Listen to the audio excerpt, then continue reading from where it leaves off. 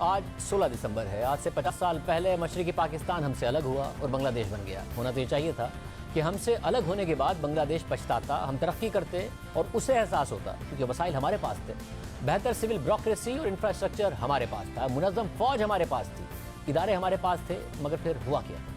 آج 50 سال بعد ہم کہاں کھڑے ہیں اور بنگلہ دیش کہاں کھڑا ہے؟ وہ ملک جسے سابق امریکی وزیر خارجہ ہنری کسنجر نے باسکٹ کیس قرار دیا تھا، معاشی مسائل کے بوجھ تلے دبا ہوا ملک جس کے معاشی مستقبل پر سوالات اٹھائے گئے تھے، مگر آج بنگلہ دیش کی معاشی کارکردگی ہم سے بہتر ہے۔ ان 50 سالوں میں بنگلہ دیش کی فی کس آمدنی میں 25 گنا اضافہ ہوا، یہ پاکستان اور بھارت سے بھی زیادہ ہو گئی۔ غذائی پیداوار میں 4 گنا اور برآمدات میں 100 گنا اضافہ ہوا، جبکہ آبادی میں اضافے کو قابو میں رکھا گیا اور غربت کی شرح 20% ہو گئی۔ آج 50 سال کے بعد ہم کہاں کھڑے ہیں اور بنگلہ دیش کہاں پہنچ گیا ہے؟ تفصیل سے جائزہ لیتے ہیں۔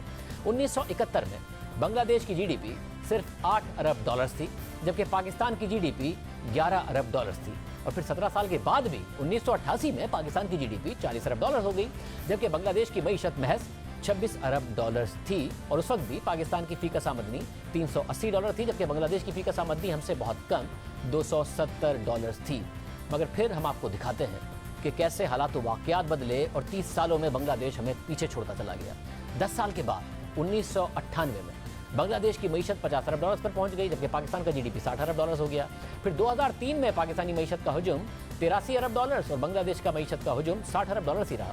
2 سال بعد یعنی 2005 میں پاکستانی معیشت 100 ارب ڈالرز تک پہنچی اور بنگلہ دیشی معیشت 70 ارب ڈالرز تک پہنچ گئی، اور پھر 2 سال بعد یعنی 2007 میں پاکستان کا معاشی حجم 150 ارب ڈالرز ہو گیا، بنگلہ دیش کا معاشی سائز 80 ارب ڈالرز ہو گیا۔ 2010 میں پاکستانی معیشت 177 ارب ڈالرز پر پہنچ گئی، بنگلہ دیشی معیشت 111 ارب ڈالرز تک پہنچ گئی، اور پھر 2012 میں پاکستانی معیشت 225 ارب ڈالرز پر پہنچی اور بنگلہ دیشی معیشت 133 ارب ڈالرز پر پہنچی۔ 2014 میں پاکستان کی معیشت 250 ارب ڈالر ہو گئی، بنگلہ دیش کی معیشت 250 ارب ڈالرز ہو گئی، اور 2018 میں ہم 314 ارب ڈالرز پر پہنچے، 300 ارب ڈالرز کراس ہو گیا، جبکہ بنگلہ دیش کی معیشت بھی پیچھے قریب آ گئی اور وہ 275 ارب ڈالرز تک پہنچ گئی۔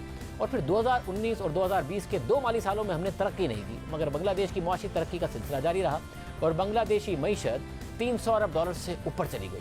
ہم روپیہ گرنے سے ڈالرز میں اور پیچھے چلے گئے، اور پاکستان کی معیشت 315 ارب ڈالر سے گر کر 270 ارب ڈالرز رہ گئی، جو گزشتہ مالی سال میں روپے کی قدر میں بہتری اور جی ڈی پی گروتھ کی وجہ سے 296 ارب ڈالرز پر پہنچی، مگر روپیہ پھر گر گیا ہے۔ بنگلہ دیشی ٹکا پھر اسٹرانگ ہے، مگر بنگلہ دیش مزید آگے نکلتا جا رہا ہے۔ کورونا کے دوران بھی بنگلہ دیش کی معیشت منفی نہیں ہوئی۔ یہی نہیں، بنگلہ دیش جو 1971 میں پاکستان سے الگ ہوا اور جس کی معیشت بہت پیچھے تھی، ہم اس سے آبادی میں آگے نکل گئے اور معیشت میں بنگلہ دیش آگے نکل گیا۔ جو آبادی 50 سال پہلے تقریباً برابر تھی، آج اس میں 6 کروڑ عوام کا فرق ہے۔ پاکستان کی آبادی 22 کروڑ ہے اور بنگلہ دیش کی آبادی 16 کروڑ ہے، ہم سے 6 کروڑ کم۔ اور آج بنگلہ دیش کی فی کس آمدنی جو 50 سال پہلے ہم سے بہت پیچھے تھی، وہ پاکستان سے بہت زیادہ ہے۔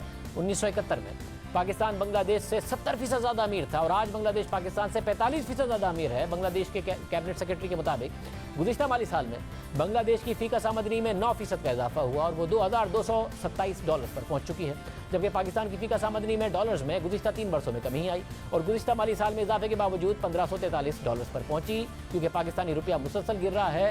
بنگلہ دیشی ٹکا نسبتاً اتنا نہیں گرا، مگر گزشتہ 3 برسوں میں وہ مستحکم رہا، اور ہم نے ترقی بھی بنگلہ دیش سے بہت کم کی۔ بنگلہ دیش نے پاکستان اور بھارت دونوں کو پیچھے چھوڑ دیا ہے۔ 1 جون 2021 کو شائع ہونے والی بلومبرگ کے آرٹیکل کے مطابق بھارت جو یہ سمجھتا رہا ہے کہ جنوبی ایشیا میں صرف اس کی معیشت اہم ہے، اب اسے بھی یہ سمجھنا ہوگا کہ وہ بنگلہ دیش سے فی کس آمدنی کے مقابلے میں غریب ہے، کیونکہ بنگلہ دیش کی فی کس آمدنی 2227 ڈالرز کے مقابلے میں بھارت کی فی کس آمدنی اس سال 1947 ڈالرز رہ گئی ہے۔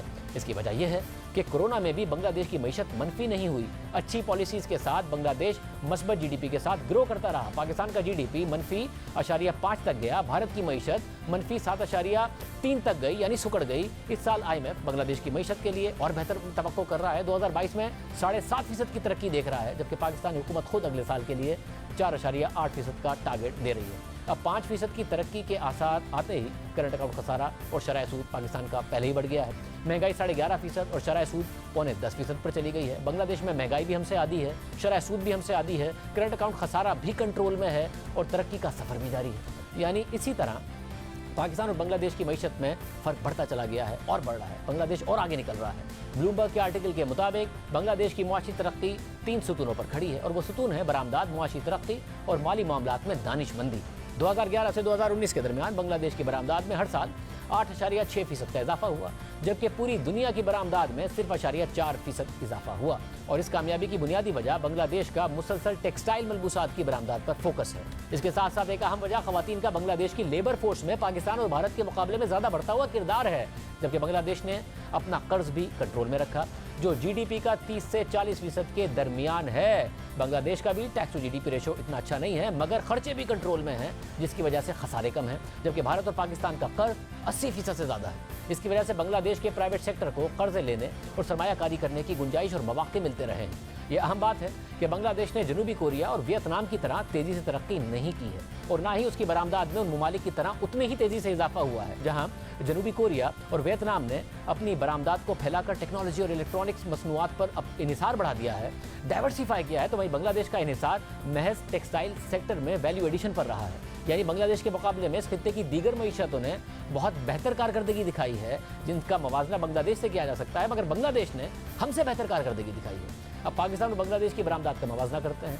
ये बहुत अहम मवाजना है, क्योंकि बरामदात किसी भी मईशत की तरक्की के लिए बहुत ज़रूरी होती है। खसारा कम होता है, ज़र मुबादला के ज़खायर बढ़ते हैं। 1999 में बांग्लादेश की बरामदात 6 अरब डॉलर थी, जबकि पाकिस्तानी बरामदात 8 अरब 40 करोड़ डॉलर थी। मगर 1999 से 2005 तक पाकिस्तानी बरामदात 8 अरब डॉलर से 15 अरब डॉलर तक पहुंची।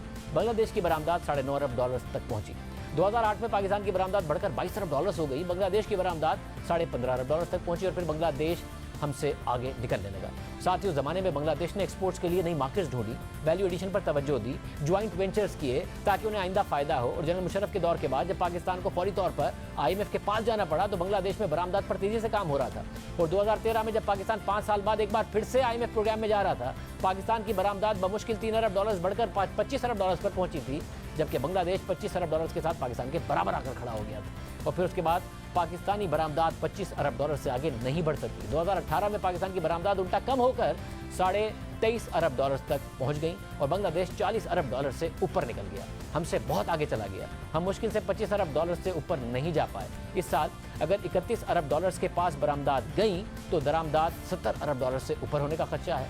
3 सालों में तकरीबन 45% करेंसी गिराकर भी नवंबर में 8 अरब डॉलर की दरामदात और 2.9 अरब डॉलर की बरामदात हुई हैं, जिसकी वजह से पाकिस्तान का खसारा अभी भी बरकरार है। बांग्लादेश के मसाइल नहीं है। 3 साल में बरामदात में महज 600 मिलियन डॉलर का इजाफा हुआ, और 24.7 अरब डॉलर से 25.3 अरब डॉलर पर पहुंची। अब अगले साल के लिए 31.2 अरब डॉलर का टारगेट है।